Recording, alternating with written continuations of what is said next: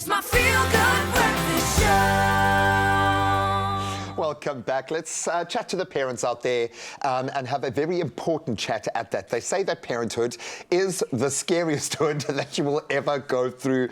And yeah, there are some moments, but that's only when you aren't clued up, which is pretty much every second it feels like, but there is help at hand. We've come up with the perfect way for us to learn alongside with you with a little Q&A. So how it's going to work, we've got 5 seconds to decide whether the statements given that we will put out ourselves about baby skin are true or false. And then, of course, we've invited the superstar to the couch.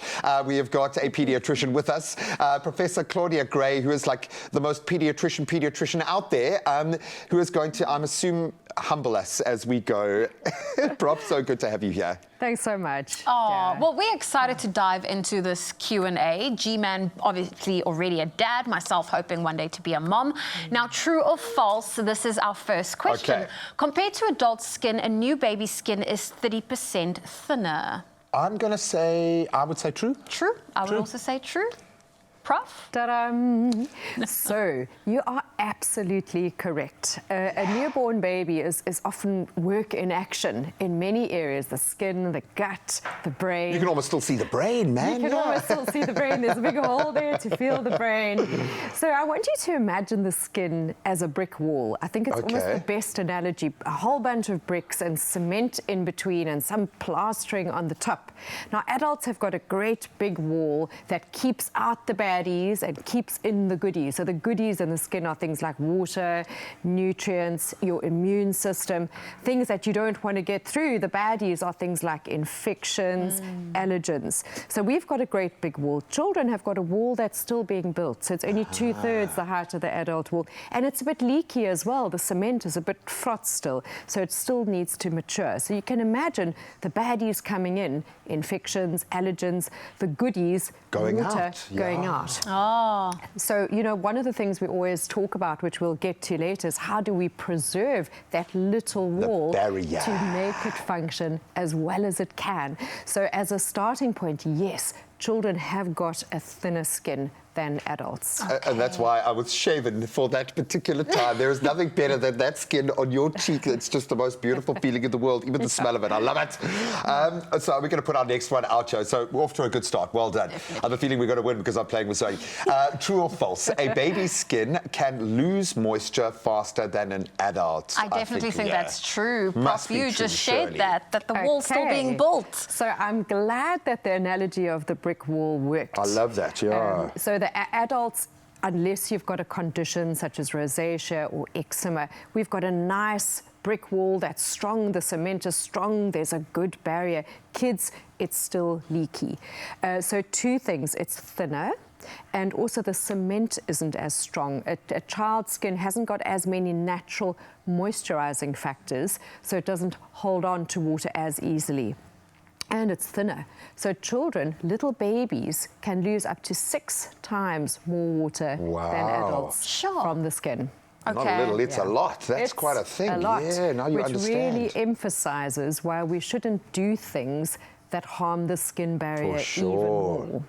I feel like that was a hint to our next question, because true or false, you can use any product on babies' skin as their skin is not more prone to allergies and irritations. That's definitely false. It must be false, surely. So we've learnt about that because those are the baddies, aren't they? Yeah. So any barrier, the Great Wall of China, any fortress, we're keeping the baddies out, we're keeping the goodies in. The baddies are allergens, infections.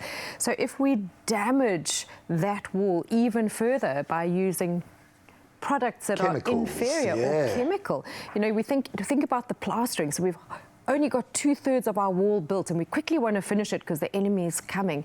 We want to put on a plastering on top.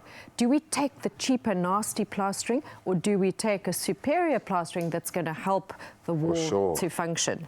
So that's the same with skin products. We have to choose them very carefully. The pH needs to be right, slightly acidic, 5.5. We need to have fatty stuff in there. We need to have watery the stuff fatty ointment. in there. Lord bless the fatty ointment. The fatty ointment. You don't understand. So you don't want a pure aqueous cream, which is water-based. You want those lovely combination creams where there's some lipids and some waters. We don't want baddies and we don't want too many chemicals in. If it's fragranced, it must be gently fragranced with an approved fragrance. So we really need to choose wisely. This old adage of taking a bar of green soap and scrubbing the baby is the worst thing we can do for our babies. Strips it all away. Okay, well, we've done really well. Yes. We're going to maintain Zoe's 100% win record on the show.